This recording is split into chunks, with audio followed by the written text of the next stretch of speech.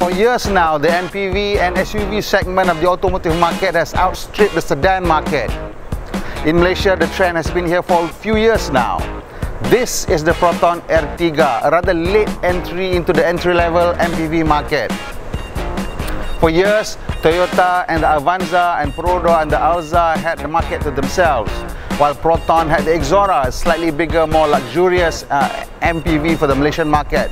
While the Exora is actually quite perfect for the Malaysian market, it's large, it's economical, it's well designed and handles quite well, there's nothing in the lower end to help buyers get into the habit of buying a Proton MPV.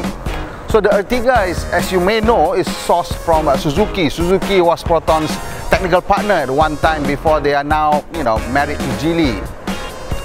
The Ertiga has been a very successful entry-level 7-seater MPV in Indonesia, and in Malaysia it is doing reasonably well.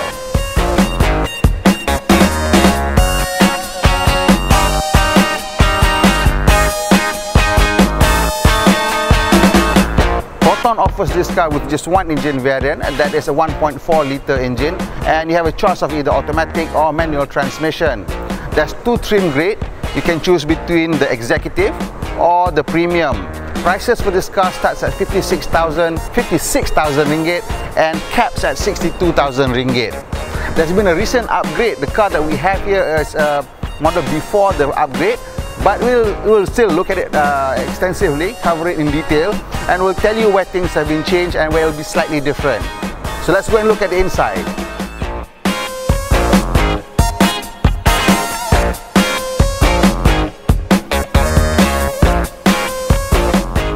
Right now we are in a premium variant Ertiga, and how do I know it's a premium variant? Well, because it has audio controls on the steering wheels.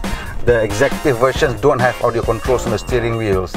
Also, if you look at the radio, it's not a touchscreen radio. It still has conventional buttons, but Proton has upgraded the entertainment system. The new cars that you order now, that you will get, will all come with touchscreen radios. Both variants, executive and premiums, will come with a touchscreen radio.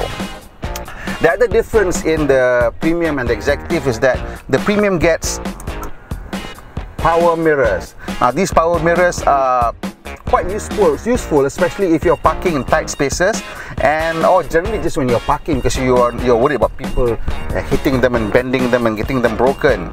The other thing that you get if you order the premium version is auto power window for the driver, and it has protection, so in case a child puts their head out and there's resistance sensor, it will come down again and will not hurt the child. So that's a useful feature. The only wish is that it would have all auto function on all the four windows, but obviously this is a cost factor, because if you want to put an auto function onto the power window, it needs to have this resistance detection, otherwise it becomes dangerous. So that's why this car only has one auto window for the driver's seat.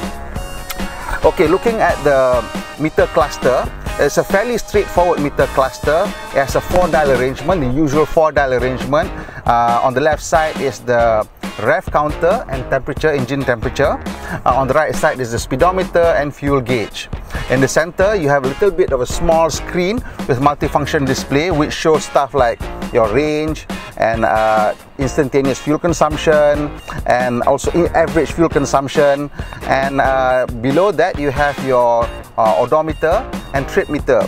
This car comes with A, B trip meter, so you have 2 trip meters and plus 1 odometer. Below that is a clock, and above the odometer, trip meter and the fuel average fuel consumption meter, you have the gear position indicator, and on top of that is the ambient air temperature. Right now we are at 26 degrees Celsius, although it does feel more like 40 in the car right now. So this car also comes with front and rear fog lamps.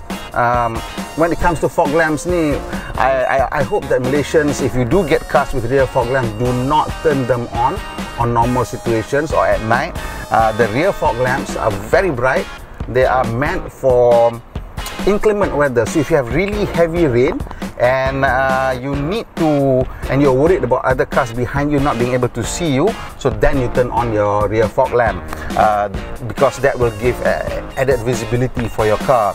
And do not turn on your hazard light. That's the reason why they give you rear fog lamp, so that you don't turn on the hazard light. That hazard light carries a very different meaning to drivers seeing your cars with hazard light. They think that you stop and they might start to brake emergency suddenly and cause an emergency to occur on the highway. So in the center console, apart from the radio head unit, which in the new car would be a touch screen, plus it comes with GPS. Below that is a simple 3-dial for the HVAC, or heating, ventilation, and air conditioning. The leftmost dial is for the temperature control, fan speed in the center, and mode function. It has the usual mode, that is for the air to come out from this top vent, top and bottom only, or the demister. Below this is a 12-volt power outlet and a USB power outlet. This car with its old radio can be linked to your phone via this USB outlet, so you can either charge it here or even link your device to the head unit, so you can play whatever songs or entertainment you want. So the practicality of the car, it has some really nice large door bins. So if you look at the door bins, you can put small bottles of water here, the smaller 500 ml. Maybe the 1 liter bottle will fit here, but the bigger 1.5 liter certainly won't fit. And then the door pocket is quite big enough for you to put maybe a power bank, or maybe books, and I don't know, the usual stuff that you don't take in a car. And there is a cup holder in the center here, just one cup holder, fixed cup holder. It's not positioned in quite a very convenient place if you want to use the power outlet as well, because you'd have to reroute your cable around the power outlet. The glove compartment is fairly big. You can put maybe a 1.5 liter mineral water bottle in here, and there is this little shelf on the top of the in the glove compartment where you can possibly put things like maybe pens or phones, but it has no rubber mat, so it's quite slippery. If you put your phone here and your phone has maybe like a gel casing which is a bit sticky, then that's fine, it'll sit properly, but otherwise it'll just slide left and right and maybe just start to fall down, and that causes all sorts of other kinds of problems.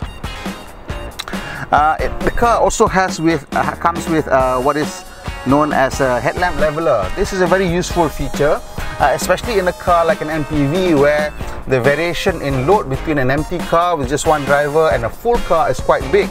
So what happens is, when you have a full car, the rear would tend to dip slightly, and that would mean that your headlight is now facing too high and would be causing glare to incoming drivers. So then you can then adjust the car's headlamp according to the load level. 0 means the lightest load level. When the car is empty, that's fine, 0. And at 4, it's for the car being fully loaded, when the tail is slightly dipped, and you bring down the headlamp slightly so that it doesn't cause glare to oncoming drivers.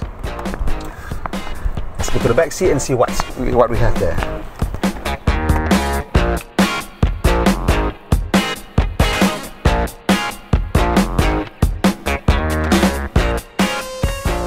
As you can see, the Ertiga provides generous amounts of legroom. This is almost limousine-like kind of space. Look, I just remember that this seat here in front has been adjusted to my height and to my comfort level. So I'm sitting behind myself, and this is how much legroom or knee room that I'm enjoying. So also the other thing that's good about this car is that it has a very flat floor at the bottom. The flat floor allows the center seat passenger to sit quite comfortably, as they don't have to straddle like a big huge tunnel in front. So the other thing that we have to remember is that these seats can be adjusted front to back. You can slide it front and back. So this is the most extreme front position. Obviously this is not comfortable for me, but in order for me to get the decent level of comfort, it's about here, where I have like still, you know, a wrist amount of space in front of my knee. If you look here, we have moved the seat 4 inches forward from the rearmost position, and I'm still sitting very, very comfortably. So this is an important factor in an MPV, because it allows for the rear passengers to get some level of comfort, especially on long distance journeys. So if you want maximum comfort for the second row, you can push it all the way back, and there you have it, a lot of space. This premium level car also gets 2 rear seat pockets, and it's very strange for Proton to offer the seat pockets only in the premium car, but I guess that's the way that Suzuki packages their car, and they kind of have to follow it. The back here has a 12-volt socket, which you can plug in your USB adapter for you to start charging your devices. The Ertiga also comes with rear air conditioning. It has a speed control, and there are 4 different vents. So presumably you can point 2 down for the second row of passengers and 2 to the back for the back row of passengers. So this rear aircon blower is quite an important feature in Malaysia, where temperature outside can get really hot, and I can still see that the ambient temperature in the car is still showing 26 degrees Celsius. I don't know where it's taking that temperature from. Outside is clearly more than 32 or 34 degrees Celsius, and in the car here right now is a veritable oven, because of course we've turned off all the air conditioning to help the microphone pick up better sound. So let's take a look at the third row of seats, but before that I'm going to adjust this to my level of comfort, and then I'll sit at the back so you can see how much leg room we have, with me sitting in front, sitting in the middle, and sitting at the back. So if you remember, we've set the driver's seat to my height, the second row of seats to my height, and now I'm sitting the third row. As you can see, it's fairly tight for me, but it's still quite comfortable. Now, one of the reasons why it is still comfortable is because all the 3 seats sits quite high away from the floor. Even this seat sits quite high from the floor. As you can see, my thigh is almost supported by the seat squab. Now, if I'm slightly shorter or smaller child, then this will definitely support under my thigh and make it a far more comfortable ride. And as you can see again, even the third row has adjustable headrest. This adjustable headrest allows my head to be protected, but of course I'm quite tall, so the amount of headroom is now quite limited for me. But for somebody that is slightly shorter, this is going to be just fine. And also at the back here there are cup holders and cubby holes and storage areas, and the whole thing feels quite spacious, and there's a reason why it feels quite spacious even in the third row, and despite the fact that this window is quite small. Now you'll have to come to the back for me to show you why. So if you notice, if you look from here, you can see that the front seat sits the lowest, and this one sits slightly higher, and the third row of seats sits the highest. And this is what you call stadium seating. You know how in the stadium the front guy sits lower and it goes up and up. And when they do that, what happens is that the rear seat passenger, they are not feeling cramped or being hemmed in, you know, by the front seats, because they're sitting so much higher and they can see further out in front. And this is the reason why, despite the small side windows, even if you're sitting at the back of the Ertiga, the cabin still feels quite spacious. And obviously the light colored upholstery and the light colored cabin plays a significant role in making the cabin feel airy and spacious. So that's why Suzuki opted for the light color scheme. But you know, it's a compromise, and Malaysians still want the slightly darker color scheme, and that's why Proton has offered that now as the new improved version. So let's look at how much space you have in the boot.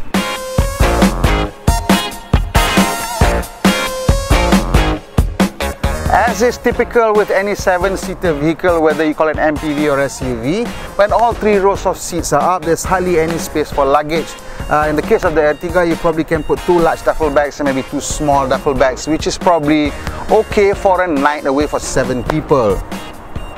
Now, if you're carrying a lot more load and only have 2 rows of seats being used, the operation of enlarging the load carrier area is quite easy. You just pull on this little tab and push one hand, and it goes down. And the same thing when you pull up, it just pulls up and automatically locks. Now, yes, you can see the load area is flat, yeah? So there's hardly any lip here as well. So if you're sliding anything in, bags or anything, it's quite easy. And they put this little flap here to protect this little gap, to cover this little gap. And as you can see, it goes straight onto the second row of seats. So you'll have a very flat, well, it's not really flat, but it's slightly inclined, but it's all, there's no bumps or there's no ridges, so you can push things all the way to the back and then pull it out again quite easily. So this is a very usable and very practical MPV, and we think that the price is just quite fantastic. And as you can see, the space inside is wonderful. It's very usable. It's not the most spacious of MPVs, but it is very usable.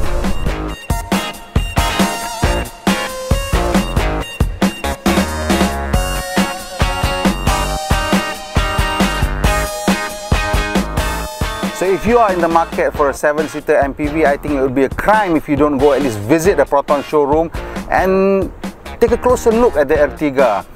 Take it for a test drive, take the whole family in and see what the space is like and the practicality is like.